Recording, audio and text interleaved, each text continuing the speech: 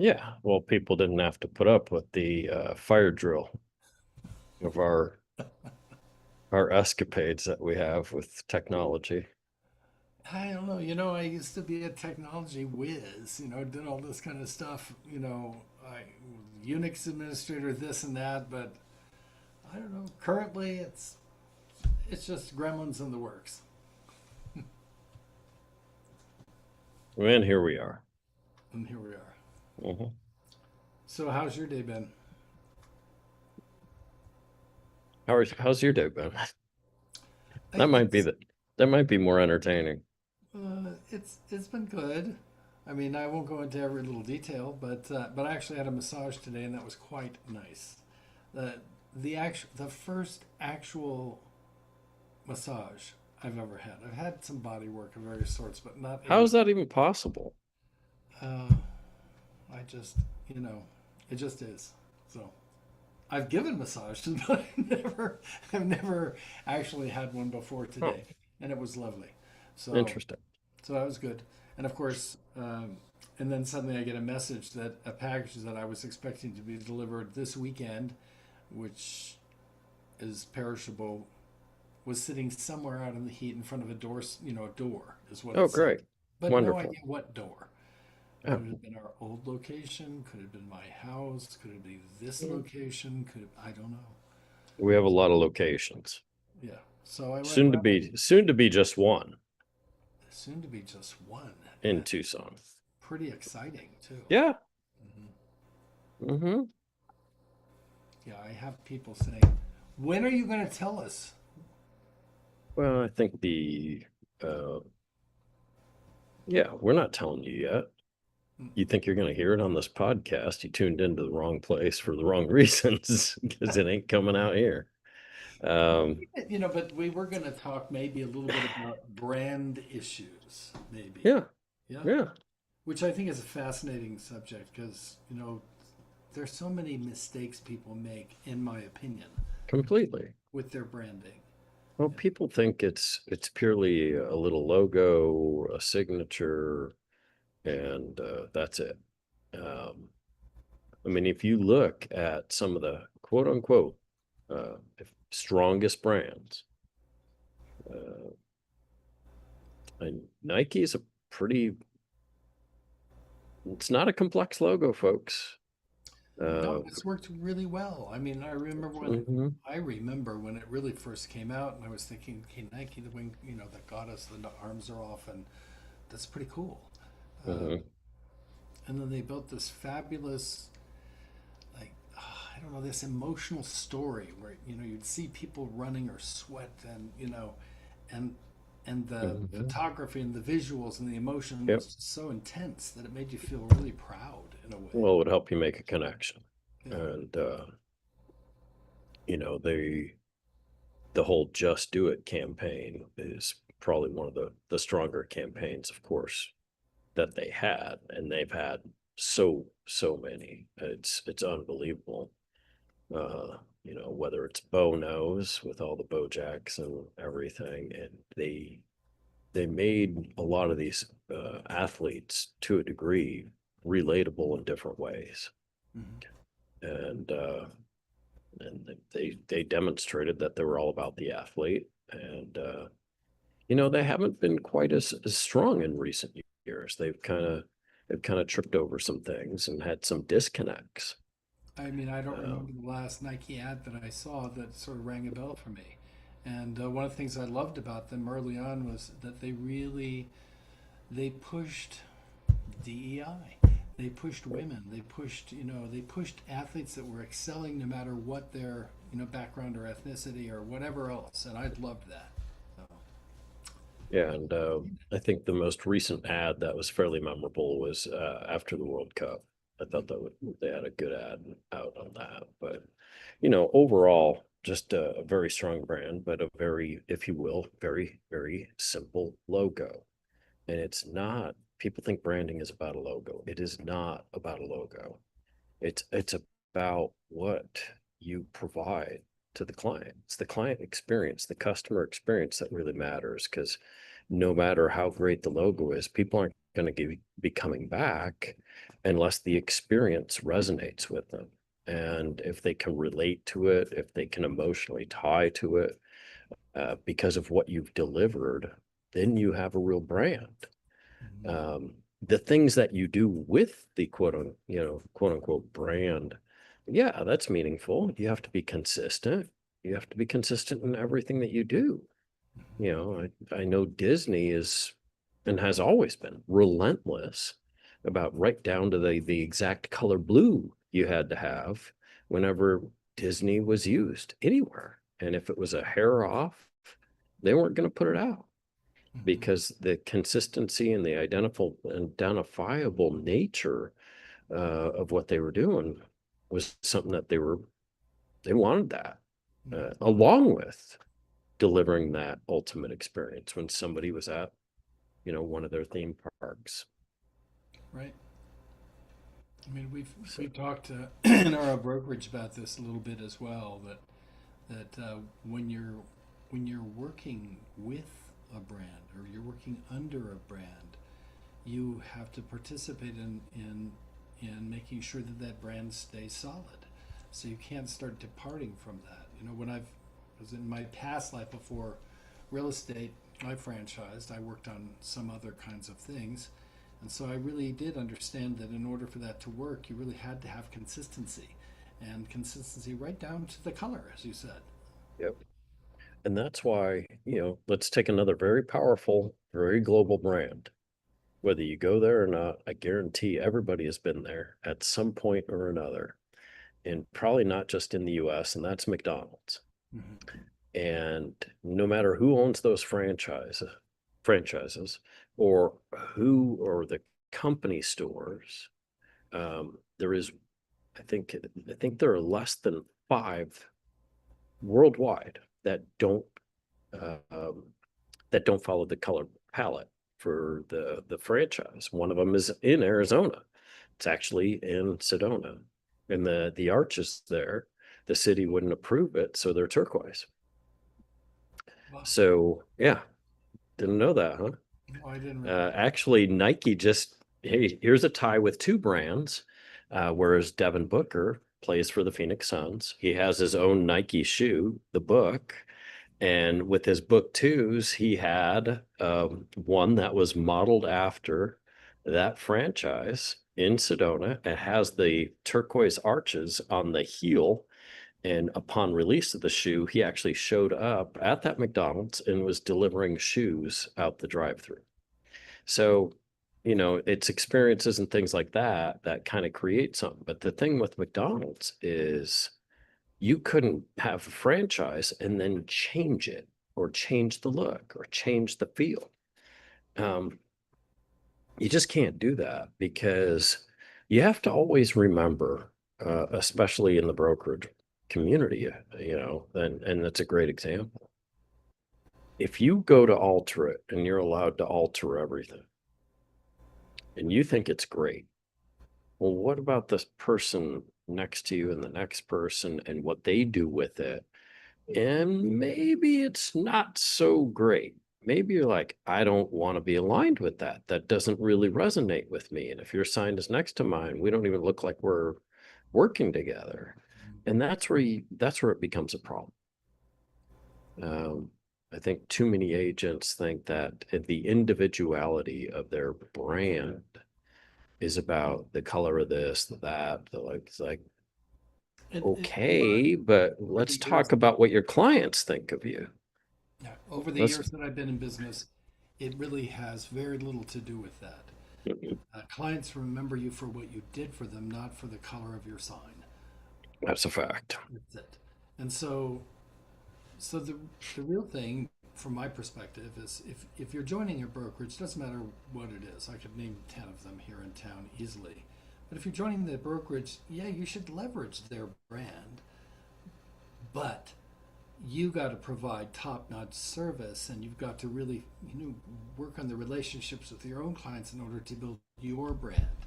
Creating some secondary brand under a big brand doesn't make any sense at all. And then what happens if you decide to, switch gears? So now you've worked and worked and worked on doing your, you know, your blue on the yellow or blue on the green or whatever it is, the colors you've chosen to modify Mhm. the colors that they have, and now you're moving someplace else. It doesn't carry. That doesn't carry. The only thing that carries is what people think about you and what you have done. That's right. 100%. So I think a lot of times, because there's so many companies out there, let's face it, it's a business for a lot of people. So they're going to tell you and justify why you should have all these different things and really separate yourself. But you're not really separating it in the ways that truly matter. So you wind up expending a lot of finances and, more importantly, a lot of energy doing things that don't really build your brand, nor do they bring in revenue. And especially for newer agents, if you're not concentrating on the revenue, you know, activities, revenue producing, dollar productive activities, and you're expending it all on how this is going to look, how that's going to look. I mean, that's great. Uh, that that doesn't help your bank account. It really doesn't help your business. It doesn't help your reputation because you should be more concerned with how you present things, how you follow up with people, what you stand for every single day, how you show up for clients, and how you show up consistently in a positive, meaningful manner, and how you impact their lives in this purchase, whether it's buying, selling, or potentially renting. It's about how you're present for them more than anything else. Because no matter how fancy and how great everything is, if you fall flat on what's deliverable, your brand is not a brand. I agree. Yeah. Well, I mean, you can wear a fish on your head, or you can have a purple Where did blazer that? and always wear Where- that, or whatever. I'm oh, just saying, some people think that differentiation has to do with picking out something weird and then becoming that thing. right. But the differentiation that's important is how you differentiate yourself and what you do for other people over what others do. That's really what I think is most important. Yeah, completely.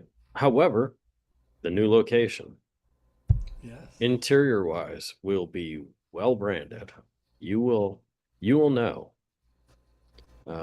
as an agent, as a consumer, you will know you're at a 1912 Realty office. Yeah. And it'll have a feel, a look, and an energy about it that you're just not gonna get, quite frankly, anywhere else.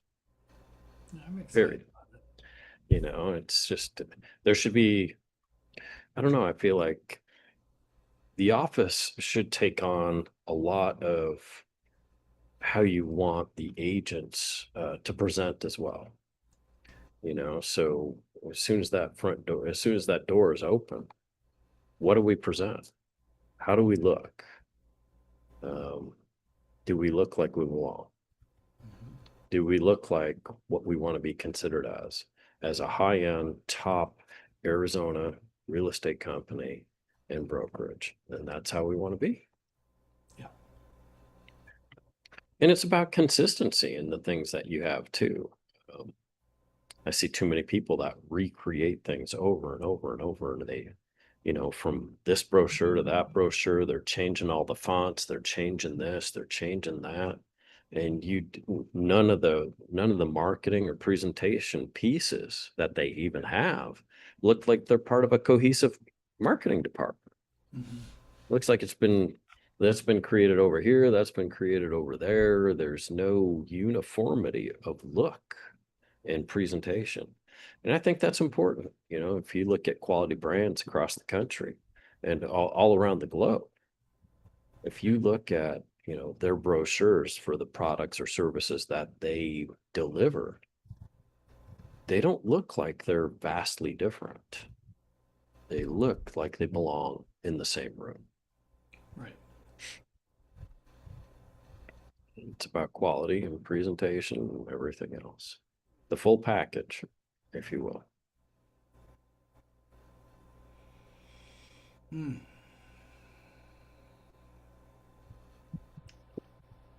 And then the experience doesn't end with close of escrow, does it? No, I mean, it's an interesting thing in real estate, in my opinion. I mean, because there are some things that do end and other things that should not end. Mhm. So, from my perspective, agency ends. When the closing happens, it's done. Agency is finished. But the relationship should not end. And how you build that relationship and maintain it in such a way that you're not kind of being an agent when you shouldn't be an agent is it's a bit of a trick, but if it's Mhm. handled intelligently, it's okay. I don't know. What are your thoughts on that? I've seen too many agents get in trouble with doing agency tasks after the deal is done. They probably shouldn't. That are even outside the scope of real estate. Yeah, I mean, I think we all get caught up with it. But I also think that it's also a convenient way sometimes to wash your hands of something and go, well, it's already closed, and because of agency, I can't really assist you with this or that, or like, okay, isn't there some guidance that you can provide people? I mean, that doesn't sit well with people if that's the response every time. That's why I say it's a trick. It It's the is. It's tightrope. completely a trick because if It they need can be help, done, but it has if to be they done very carefully. if they need help with something, you can be there for many different things. Resources. I mean, if they're like, hey, this broke, that broke, do you have an electrician? I think that's perfectly fine. That is perfectly fine. I mean, you should be there as a resource to your clients, for goodness sakes. I mean, come on. How would you not be? You know, if there is a dispute, yeah, you can be a witness. So that's usually where people trip up a bit, in my opinion. Hmm. So when there's a dispute after the fact, it's pretty easy to wander into the legal territory, and you don't want to go there. So you have to be careful about exactly what you do. You can't do the investigations for them, but you can guide them in how to do the investigations. For All right. example, if there's a big dispute. But you can certainly provide the information and the framework. Well, sure. Yeah. I mean, you have the emails. We should know what we're talking about with regard to even basic things, say landlord tenant act. Uh, it's easy to tell people, here's what it states per statute. Am I And by the way, crossing? here's a copy.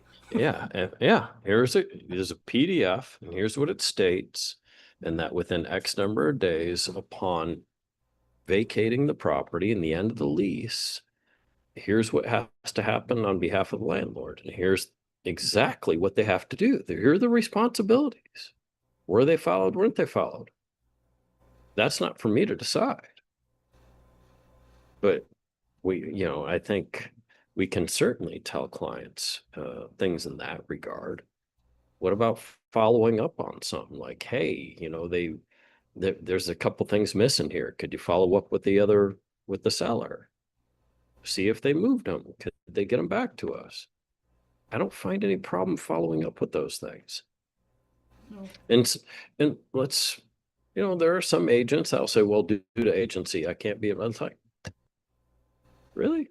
Come on now. Look, well, there are some brokers for sure who just say hard and fast rule, nothing, nothing. That's too much. yeah, absolutely. I mean, have some compassion. People just, because otherwise, how does it get viewed? We know exactly how it gets viewed by the public.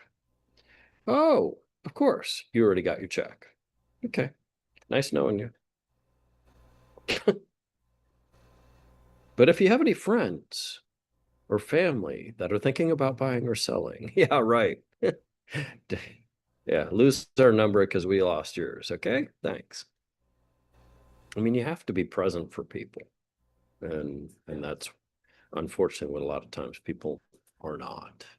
They're on to the next, on to the next. Well, otherwise, those NAR stats wouldn't ring true that people Mm, would use their agent again, but they never hear from them ever again. mm. Yeah, I liked her. I don't remember what her name was. He was great, but I've never heard from him in the last 5 years. So Yeah, I just met with some people a few days ago. They closed on their home 17 years ago. We're sitting talking about them selling sometime next year. They had a lot of questions, so again, so kind of consider that. Am I allowed to start answering questions now? I'm not their agent, current, right? So what's the difference? After close, prior to signing an agreement, people have questions. You're already given guidance. Most yeah, of the time, you're already given guidance before they've even signed an agency form or an employment agreement. I think more what I was talking about is, when after closing you develop a relationship with somebody, now there's a dispute, you're hearing one side of the story, and you decide to take action in some way or another that may not be appropriate or even quite legal. If you really get down to it, if you start writing letters, let's say, for example, Mm, for your client, that could be an issue. Could be. It could be. It's just when there are disputes afterwards, you have to think carefully. And it's probably best to involve your broker right away, so they can sort of give a little bit of guidance. yeah, I mean, recently I was in court with a client, and the other agent did not show up. They showed up virtually, um, and because I was answering questions in court, the other agent was like, "Well, and they said this verbatim. Well, my license ended at close of escrow. My agency, and maybe Lloyd has a different license than I do, because I'm answering questions in court. Huh? Okay, interesting. Well, let's just say my client won in a situation where really nobody won. Isn't that the truth in most suits? Does anybody really win? Not really. A lot of times, the amount of time, energy, and anguish far outdistances any of the finances that could potentially be reaped. 9 times out of 10, it's not Yeah. actually about the story that you're hearing anyway. Mhm. It's about a feeling they got hurt or Right. stuck or something else. 100%. Yeah. What's the number one factor as to whether somebody does or does not sue a physician for malpractice? What's the number one determining factor as to whether they do or don't? Don't know. I'm guessing it's do they like them. But yeah, it's bedside manner, Hmm. which is their brand. How you make people feel, how you show up, how you're present. Do you hear them? Did you listen to them? Do you have empathy for what they're going through, what their family is going through? Um, if they're like, oh my God, they were fantastic. They did all these things. Hey, people make mistakes. But if they got none of that, if they didn't feel any of that connection, yeah, there's a higher likelihood that that mistake, yep, we're not going to let go of it. Oh, in my experience in prior areas where I was involved in many disputes, the number one thing that people could do to limit their risk in terms of being maybe sued or taken to AAR for an ethics complaint or ADRE for some kind of a violation was if they were nice. If they were Hmm. nice to people. Yeah. That's it. I would talk to people and they'd say, this is what happened, but I really don't want them involved. They were so nice. Even sometimes, if they really should have been spanked a bit, if they were nice, it really helped them, ameliorate the problem. Right. Yeah. I'm nice until I'm not. Well, I'm not saying one should be a patsy. Well, Patsy.